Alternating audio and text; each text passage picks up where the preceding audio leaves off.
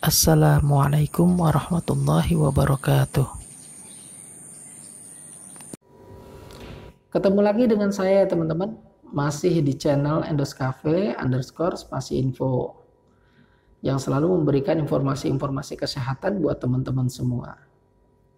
Nah, kali ini kita akan membahas tentang GERD. Apa itu GERD?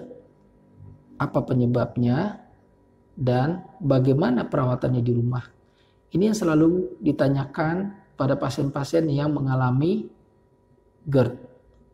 Tapi sebelum menonton video ini, jangan lupa ya, like, share, subscribe, dan komen ya, agar channel ini terus berkembang. Oke, selamat menyaksikan ya. Mudah-mudahan video ini bisa bermanfaat buat teman-teman semua.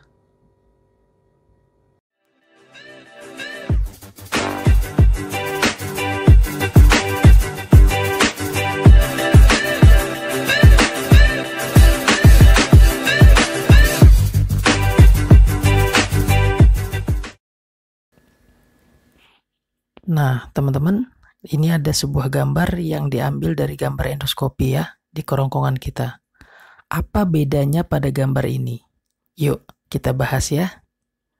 GERD. Seringkali kita mendengar kata GERD. Sebenarnya apa GERD itu? Ternyata sebuah singkatan Gastroesophageal Reflux Disease. Apa itu? Nah, ternyata merupakan penyakit saluran pencernaan yang bersifat kronis, teman-teman. GERD terjadi ketika asam lambung atau terkadang isi lambung naik kembali ke esofagus atau yang kita sebut dengan reflux, sehingga seseorang akan mengalami panas dada seperti terbakar dan mulut terasa pahit karena asam ya teman-teman ya. Nah, apa sih penyebabnya? Ternyata kalau teman-teman lihat di gambar, perbatasan antara esofagus atau kerongkongan dan lambung terdapat otot sphincter, yakni otot melingkar yang dapat mengencang atau menutup dan mengendur atau membuka. Nah, seperti yang digambar itu ya teman-teman. Nah, lebih jelasnya seperti ini. Pada gambar yang kiri itu yang sehat ya teman-teman. Dia sphincternya itu menutup rapat yang ada di lingkaran hitam. Nah, sebelah kanan itu GERD. Yang biru itu adalah asam lambung yang naik pada lingkaran itu. Nah, sphincternya membuka. Seharusnya itu tidak terjadi, teman-teman semua. Itu yang dinamakan reflux. Jadi, asam lambungnya naik ke atas. Saking asamnya asam lambung kita akan mengikis kerongkongan kita. Nah, seperti ini teman-teman. Ketika kita menelan makanan, otot sphincter itu akan melonggar, sehingga makanan dan cairan mengalir menuju lambung, dan seketika setelahnya akan menutup kembali.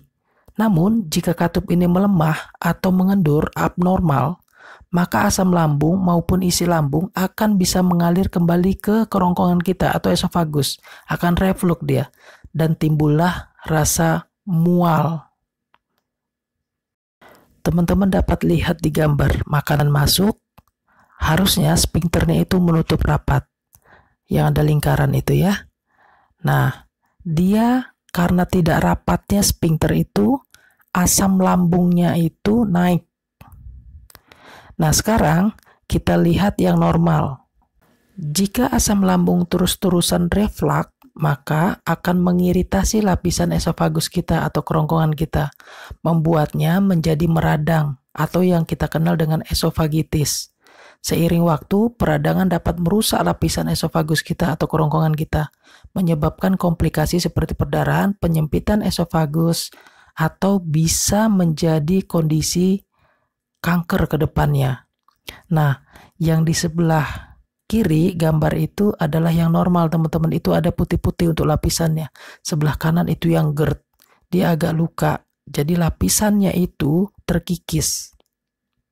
Nah, bagaimana cara mengobati asam lambung? Nah, pengobatan untuk GERD dengan memodifikasi gaya hidup ternyata teman-teman. Obat-obatan dan mungkin juga bisa operasi. Perawatan awal dokter itu sering dengan memberikan obat ya, penghambat pompa proton seperti omeprazol atau lansoprazol. Kalau teman-teman pernah dengar. Nah, bagaimana sih cara perawatan asam lambung di rumah? Yang pertama, hindari makanan pemicu dan mengatur porsi makan, teman-teman. Nah, GERD itu dapat dipicu oleh makanan yang mengandung banyak lemak. Makanan berlemak dicerna lebih lama oleh tubuh, sehingga lambung memproduksi asam lambung lebih banyak dan berisiko naik ke kerongkongan. Selain itu, hindari kopi juga ya, coklat, alkohol, dan makanan pedas, karena berisiko membuat katup kerongkongan bagian bawah menjadi rileks, sehingga memudahkan asam lambung naik ke kerongkongan kita. Selain itu, usahakan makan dengan porsi kecil namun sering dan kunyah perlahan-lahan. Yang kedua, hindari kebiasaan yang tidak sehat. Apa itu? Seperti merokok dan kebiasaan langsung berbaring setelah makan. Ini merupakan beberapa hal yang dapat menyebabkan asam lambung naik ke kerongkongan.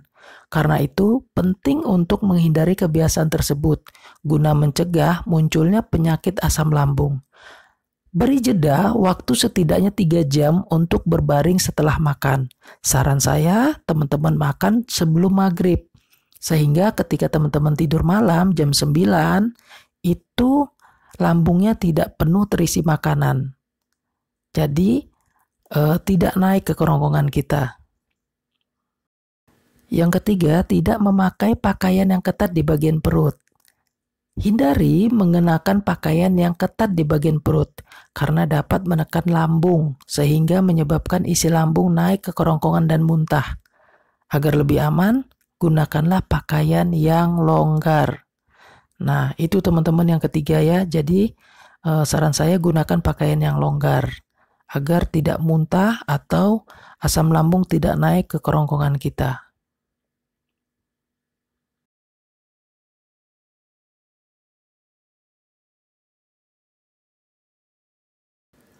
Nah, sekarang yang keempat ya teman-teman. Tidak melakukan gerakan yang mungkin menekan perut. Tentu saja teman-teman tetap harus berolahraga agar selalu sehat. Namun, hindari melakukan gerakan yang mungkin memberi tekanan pada lambung. Misalnya melompat atau bergoyang-goyang. Waktu olahraga pun harus diperhatikan. Jangan melakukannya ketika baru selesai makan. Berikan jeda waktu sekitar 2-4 jam setelah makan. Karena 2-4 jam itu waktu untuk lambung mengosongkan isinya. Gitu ya teman-teman ya. Kemudian yang kelima, tidur yang cukup. Nah, refleks asam lambung dapat terpicu apabila tubuh teman-teman memproduksi hormon stres akibat kurang tidur.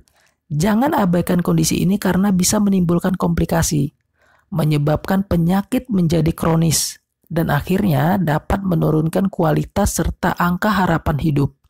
Perbaiki pola tidur Anda atau teman-teman semua agar waktu tidur dapat tercukupi dengan baik. Karena tubuh kita juga perlu istirahat ya teman-teman ya. Nah, yang tidak kalah penting adalah tidur dengan posisi kepala dan dada lebih tinggi teman-teman. Yang harus dilakukan adalah menaikkan posisi tubuh bagian atas agar lebih tinggi dari tubuh bagian bawah. Nah, tubuh bagian atas yang butuh ditinggikan adalah pinggang ke atas. Jika hanya menambahkan bantal di belakang kepala saja, biasanya lebih efektif karena agak lebih tinggi, sehingga asam lambungnya tidak naik ke kerongkongan. Nah, demikianlah tadi teman-teman uraian atau ringkasan tentang GERD. Mudah-mudahan bisa dipahami dan dimengerti materinya. Dan sekali lagi jangan lupa like, share, dan subscribe ya. Terus di komen agar channel ini terus berkembang dan dapat memberikan informasi-informasi kesehatan buat teman-teman semua. Sampai jumpa lagi ya. Dadah.